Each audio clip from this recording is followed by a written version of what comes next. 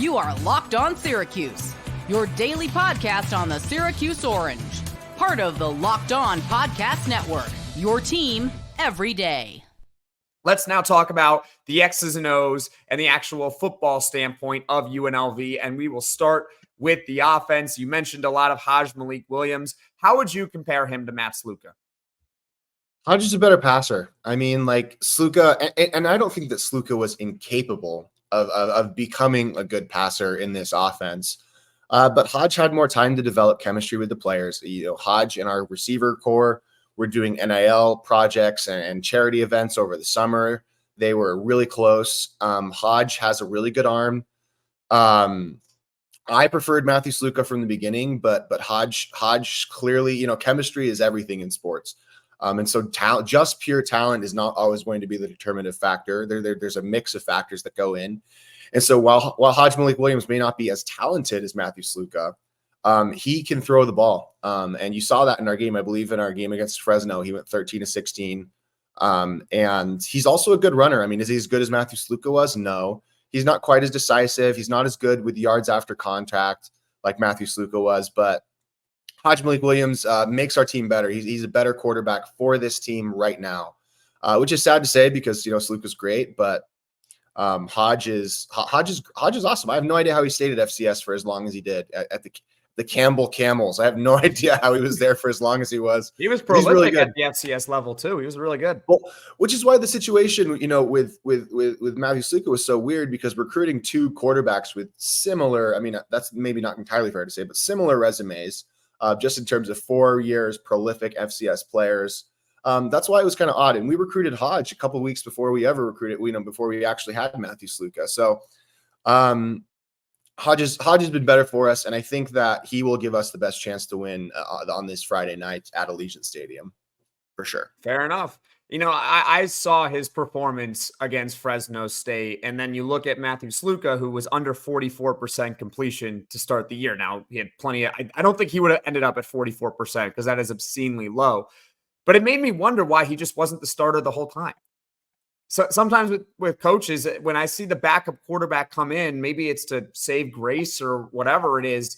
When a backup quarterback plays so much better than the starter, it makes me question why the backup quarterback wasn't starting to begin with.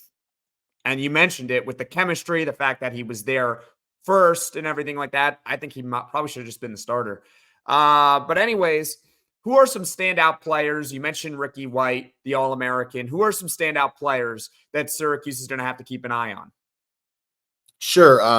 For my money, Ricky White is, you know, among the best, certainly the best wide receiver in the group of five. I don't think that there's a ton of debate about that. I would take him over anybody, maybe that kid from Alabama that did a 360 standing still. You know, I'm sure.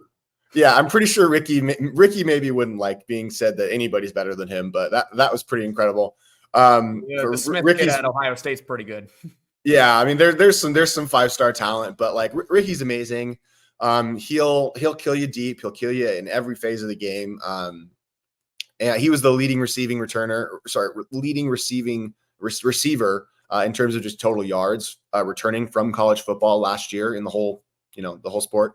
And so that's also part of the reason why I was so frustrated with Matthew Sluka, because Ricky couldn't get Ricky the ball. But so he's great. I'm sure that the coaches down there are going to be focused on stopping him, making sure he doesn't kill you. The other people you want to worry for when it comes to running, you know, our quarterback is probably going to be our leading rusher. The go-go offense is almost like a modified triple option. That it's a mix between a triple option and a spread offense, like a West Coast style spread offense, which sounds hilarious, but it's true. You'll see two running backs lined up on the right on the same side of the quarterback, and there's some movement pre-snap that'll kind of try and confuse you. So when it comes to the running backs, Jet Thomas, he's kind of our speed back, really good player, and Greg Burrell is kind of more of our workhorse every down back. In terms of the tight end position, we have a kid named Kaleo Balangai, he's a 6'7" tight end who lines up as a wide receiver pretty often, actually. Really agile and really quick and big though too. So, and he finally got going against Fresno as well. So those would be like kind of the big offensive, you know, players that I would be looking out for. It's a good offense, honestly. It's pretty exciting to watch. How is the offensive line in your assessment? I was kind of worried about the offensive line going in. We have the legendary player Tiger Shanks on our offensive line. One of the best names in all of college. Key and Peele would have loved Mr. Tiger Shanks. Tiger Shanks. Yes, that is his name. All right. It's a great name. I don't know. Name. Yeah, and I think that's the name on his birth certificate. It's not it's not like a nickname. That is his name. Which is hilarious. But our offensive line is actually, I would say, a strength this year. I was worried about our offensive and defensive lines, and the defensive line worries continue, but the offensive line has been excellent this year. Are they great in fourth and short situations? Probably their biggest weakness. They have not shown great push in those kinds of power 4th and 1, 4th and inches situation. If you watch the Kansas game, we had about 11 of those. And when we failed them, basically all of them.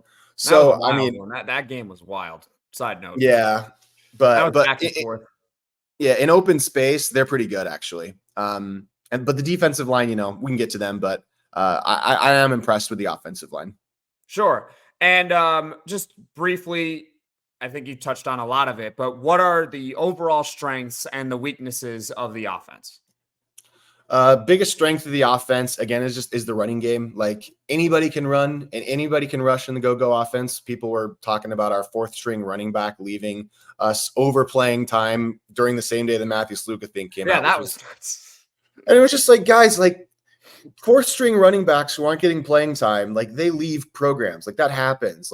Is it unfortunate? Yeah. Was he talented? Yeah. But this was not over NIL, and he publicly confirmed himself that it wasn't over NIL. Anybody can rush in this offense. If you want to be a running back and you want to do well, this is a great place to be because the offense creates space. The offense is hard for opponents to follow. And so I would say, 200 rushing yards, that's the minimum. That is the minimum of what we can do. If we do less than that, I would say that we're in big trouble because that's but that's not even our biggest strength. I think our receiving core between Ricky and Kaleo and Casey Kane, a Texas transfer, is one of our wideouts as well, or wide receivers, I should say, as well.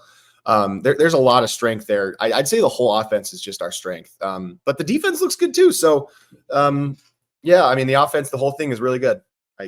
Nothing to complain about, honestly. Quarterback. Fair enough. And we only have one game. What? That's all. We only have one sample with our quarterback. That's our biggest. That's our biggest true. Weakness. That is true. He played well in that one game, to be fair. Yeah. So it's a good 1-game sample. And I know, but before I get to the last question on the offense, when the news broke, there were a lot of people in the Syracuse fan base were like, "Well, did the game just get easier because we're going to face a backup quarterback?" And I'm like, "Well, maybe we need to see how the backup quarterback does." I get it. I get that that's the knee-jerk reaction. You see it, let's say it's the NFL, right? And you're going against the Kansas City Chiefs, and then you learn that Patrick Mahomes is out, and you're facing Carson Wentz or whatever. Obviously, the game just got easier, right? But in the case of college football, it's not like Matthew Sluka was lighting the world on fire. So I was like, all right, let's just see how the backup does. And while the backup did really well, I wouldn't say that the game got exactly easier for Syracuse. All right. So final question on the offense. This is just a kind of a housekeeping question. Are there any important injuries to keep an eye on? On the offensive side, as of right now, I believe we have a clean bill of health, which is, I'm not 100% sure about that because Coach Odom, he's not alone in this. He likes to keep everything, closed mouth. Okay. But there's no big injuries on the offensive side of the ball. There's one on the defensive side of the ball. But we are a remarkably healthy team at the moment. So we're very fortunate to be in the position we are health-wise.